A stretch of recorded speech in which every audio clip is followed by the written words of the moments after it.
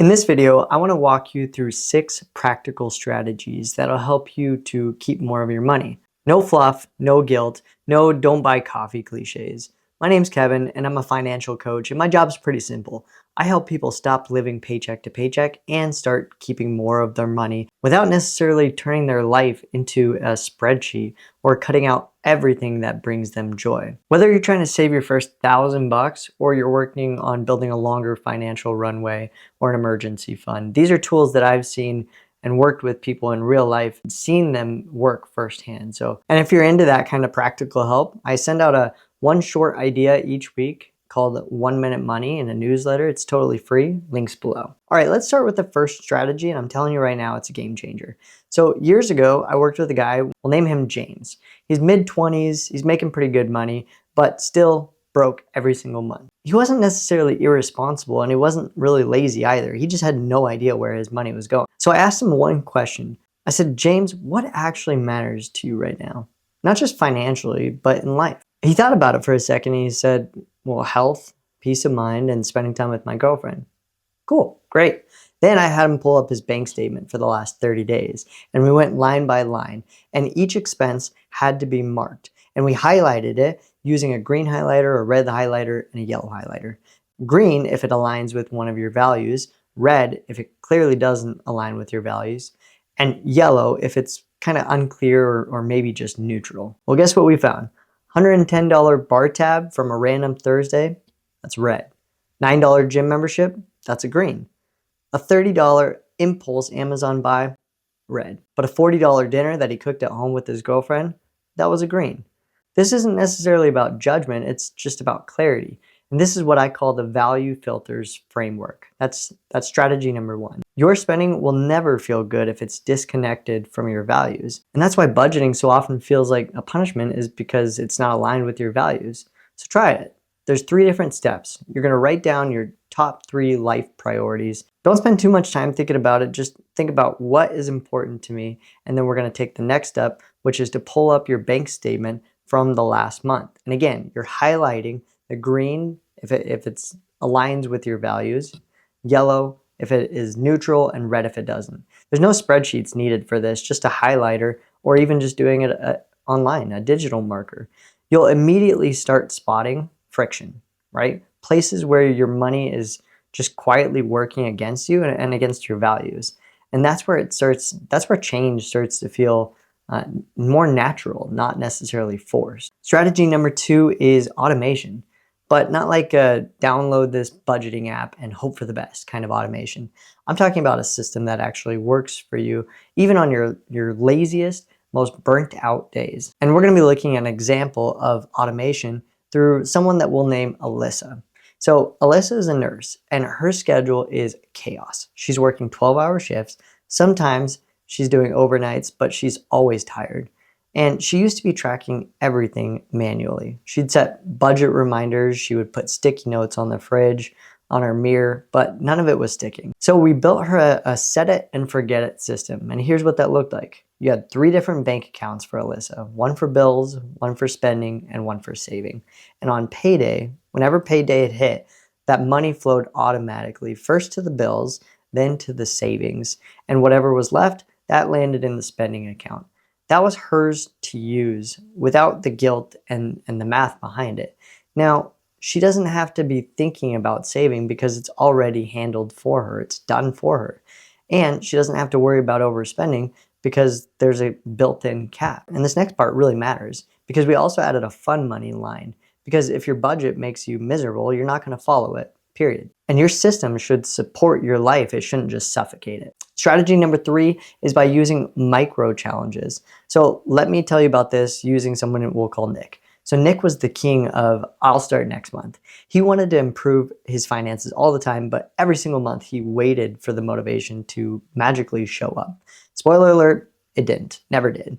So instead of waiting for the motivation, I challenged him to build momentum by entering micro challenges. And here's what we started with. We started with a $20 lifestyle upgrade. And the goal was simple. Each month he's gonna find one switch that he can save $20 and hopefully it's gonna improve his life. And that's just it. That's just one change, $20 And then the first month, he quit buying cold brew coffees at the coffee shop and started making it at home. He bought a $19 bottle of concentrate and some good creamer, and boom, that saved him $60 a month right there. Next month, he was able to switch to a cheaper phone plan, and he saved another $30 a month. And what happens is by month 5, he had 5 little switches, but overall it saved him $200 a month. That's $2,400 a year. And here's the wild part. He didn't even feel that deprived. He was actually excited about the challenge, and it felt like to him like it was winning, not just losing. So ask yourself this every single month. What's one thing under $20 that I can change that it'll make my life better and save me money? Imagine if you're making a good income and you were able to find a $20 savings every single month for 12 years. I mean, that right there is $240 a month. That's going to build you a lifestyle. It's going to be leaner, it's going to be better, and it's going to be way more aligned with who you want to be. Strategy number 4, we're going to talk about debt. Not in a boring way. Debt is not just about interest rates. It's about leaks. I had a client, let's call her Mia, that she had $9,000 in credit card debt. And every time that we talked, she said, I know I should pay it off, but I really, I just want to build some savings first. And I get it. Like, you want to feel comfortable, and this is what she didn't see, is that $9,000 on a credit card at 18% interest is $1,620 per year. That's $135 a month just by keeping that debt around and not paying it off, just letting it sit. She was trying to pour water into a bucket basically that had a hole in the bottom. And it doesn't matter how much you save, when that bucket drains faster than you can fill it up, you've got a problem. So debt in general, and especially high interest debt, is like walking around with a leak in your financial gas tank, if you will. You don't necessarily feel it every day, but over time, it's going to be robbing you of your freedom. So what we did is we reframed it. We didn't just say, let's pay off your debt. We said, let's plug the leak. And when she did, her savings actually started to stick because they weren't being siphoned away anymore by that interest from the debt. Strategy number 5 is about lifestyle edits, not overhauls. Here's where people tend to go off the rails. They try to change everything all at once, right? One week they're spending $800 a month on eating out, and the next week that they're meal prepping lentils and canceling Spotify and everything else, and that lasts about 5 days. So instead of a total overhaul, I recommend doing small lifestyle edits, small little tweaks that they're going to build up over time. And here's an example. If you spend $90 on a dinner, whereas you could have made roughly the same dinner, it might have been like half as good, but you could have made an equivalent dinner for about $9, right? If you were to just go buy the groceries yourself and cook it at home. Question is a $90 meal that you're paying out for worth 10 times more than that you're cooking it, that you could cook at home for just $9? Or here's another example. Could you enjoy a 30-cent coffee at home if you make it yourself versus going out and spending $5? I mean, is it really worth almost 20 times the price? So here's a question that you can ask yourself is, can I pick one day a month to just reset my finances? For you, that might look like reviewing subscriptions or cleaning up auto payments or just realigning with your budget. But making small edits, it works because they don't shock your entire system. You're not punishing yourself. You're more just kind of realigning, right? And over time, these edits become the new default. Again, it's not just about making lifetime overhauls. Yes, there might be a place for that, but it's more about making these little lifetime edits that are going to compound. All right, now this is the last strategy, and this one's about your income. We're going to look at a guy named Andre, super hard worker, super sharp, but he was convinced that he was just stuck with his income. He's making about $19 an hour. And when I'd asked if he had ever had a raise, he said, I don't really want to seem greedy, but let's run the math here for a quick second. A $2 an hour raise is $320 per month more that you get. That's almost half a car payment. And it's about $4,000 a year. And that's a really good portion of your emergency fund, or maybe going towards a Roth IRA. Maybe it's just more margin, just breathing room that you've been looking for. So I helped him to prep a conversation.